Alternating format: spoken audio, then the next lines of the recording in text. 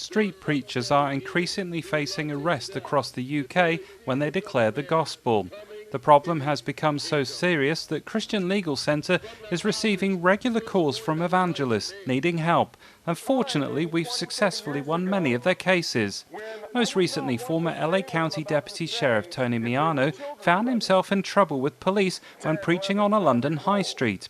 Tony explains that the problem arose when a woman called the police when he was preaching from 1 Thessalonians chapter 4 on sexual immorality and the need to abstain from it. Every person who engages in sexual immorality knows that it is wrong, because God has given them a conscience. The police responded several minutes later. They interviewed her and they asked me what I was preaching about and if I had talked about homosexuality. I said that I did. They continued their investigation, and at about 4:20 p.m.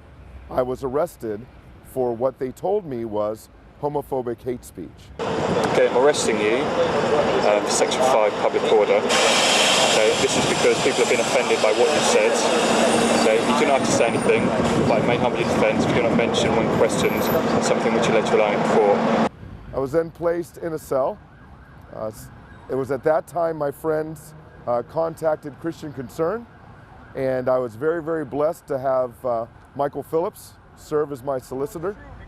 Michael walked outside with the investigator. Michael came back in a short time later and said, "They're going to file charges. You will likely be here for about 24 hours. You'll then go before a magistrate to enter a plea, and the magistrate could order you to stay in the country until the trial is completed, which could be 3 or 4 months away." About an hour or so later, the investigator came into my cell, and I was expecting him to say that the Crown prosecutors had decided to go forward with the case. But what he said amazed me, and I knew it was the hand of God. He said that the inspector has decided to release you with no further action. And at about midnight, I was released from jail, and Michael gave me a ride home. Tony says the help of Christian Concern and the Christian Legal Centre is vital in helping many others like him stand up for truth. The help that I've received from Christian Concern, and specifically from the solicitor who was assigned to my case, Michael Phillips, is really a wonderful testimony to the great work that Christian Concern is doing to try to defend the rights of Christians who are sharing the gospel in the public square.